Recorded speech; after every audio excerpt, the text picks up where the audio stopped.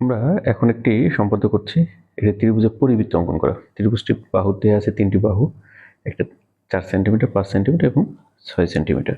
প্রথমে আগে ত্রিভুজটি অঙ্কন করতে হবে। সেই ত্রিভুজে অঙ্কন করার নিয়মটা কি, যে কোনো একটি রশ্মি বিএম নিলাম, সি এর সমান করে অর্থাৎ 6 সেন্টিমিটার সমান করে বিসি কেটে নিয়েছি। বিকে কেন্দ্র করে বি এর সমান ব্যাসার্ধ নিয়ে একটি বৃত্তচাপ অঙ্কন করা হয়েছে। আবার সি কে কেন্দ্র করে এর সমান ব্যাসার্ধ নিয়ে একটি বৃত্তচাপ অঙ্কন করা হয়েছে। বৃত্তচাপ দুটি পরস্পর এ বিন্দুতে ছেদ করে এ বি এ সি যোগ করি, তাহলে এবিসি ত্রিভুজ অঙ্কিত হলো। এখন এই ত্রিভুজটির পরিবৃত্ত অঙ্কন করতে হবে। নিয়মটা হলো যে আমরা এ বি বাহু এবং এসি বাহু সমদ্বিখণ্ডক অঙ্কন করব। সমদ্বিখণ্ডক অঙ্কন করার নিয়ম হলো কি, অর্ধেকের বেশি ব্যাসার্ধ নিয়ে উভয় পাশে দুইটি বৃত্তচাপ অঙ্কন করি। এবার একে কেন্দ্র করেও একইভাবে অর্ধেকের বেশি ব্যাসার্ধ নিয়ে দুই পাশে দুইটি বৃত্তচাপ অঙ্কন করি। বৃত্তচাপ দ্বয় যদি যে দুইটা বিন্দুতে ছেদ করেছে সেই বিন্দু দুটি আমরা সংযোগ করি।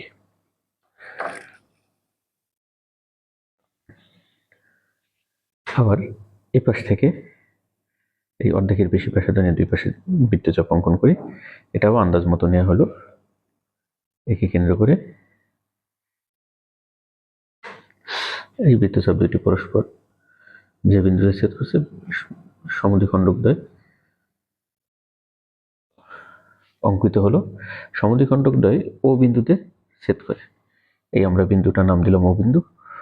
ও এ যোগ ও এ অথবা ও বি যে কোনো একটি যোগ করলেই হলো ও কে কেন্দ্র করে ও এর সমান ব্যাসার্ধ নিয়ে বৃত্তচাপ অঙ্কন করি। বৃত্ত অঙ্কন করি।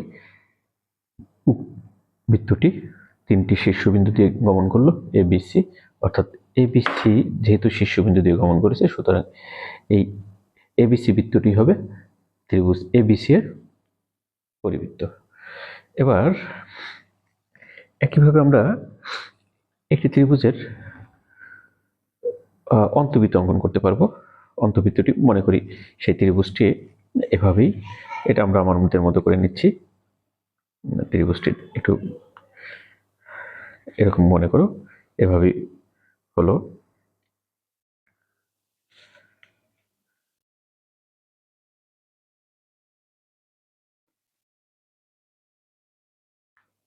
ত্রিভুজটির নাম এবিসি দিলাম।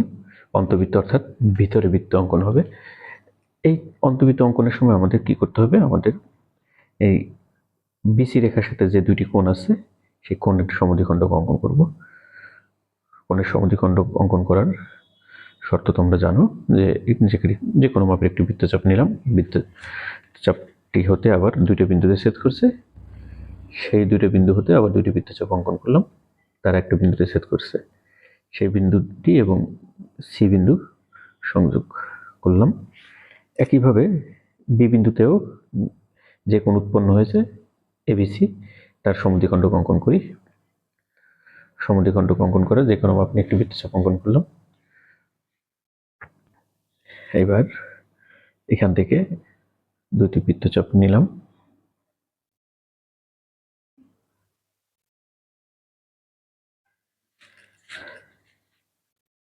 বৃত্তচাপ দুটি পরস্পর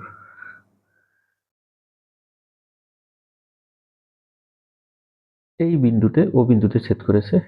ও হতে বিসি রেখার উপর একটি লম্ব অঙ্কন করতে হবে। লম্ব অঙ্কন করার নিয়ম, যে কোনো মাপের একটি বৃত্তচাপ এটা তো ছোট করে নেই, যে কোনো মাপের একটি বৃত্তচাপ নিলাম।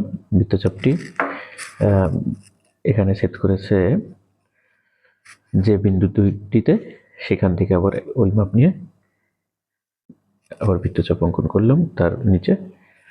এবার এখান থেকে একটি বৃত্তচাপ অঙ্কন করলাম, ও বিন্দুটি এবং এই বিন্দুটি সংযোগ করি। পরিপূর্ণ সংযোগ করব না, বিসি পর্যন্ত সংযোগ করব, তাহলে লম্ব অঙ্কন হয়ে গেল ওডি। এই ও কে কেন্দ্র করে ওডি এর সমান ব্যাসার্ধ নিয়ে, ওকে কেন্দ্র করে ওডি এর সমান ব্যাসার্ধ নিয়ে, আবার একটু খেয়াল করে দেখো, ওকে কেন্দ্র করে ওডি এর সমান ব্যাসার্ধ নিয়ে আমরা বৃত্ত অঙ্কন করলেই বৃত্তটি অন্তবৃত্ত হবে। অর্থাৎ তিনটে বাহুকেই স্পর্শ করে যাচ্ছে। এটাই অন্তবৃত্ত। আমরা পরিবৃত্ত এবং অন্তবৃত্ত শিখলাম। ধন্যবাদ।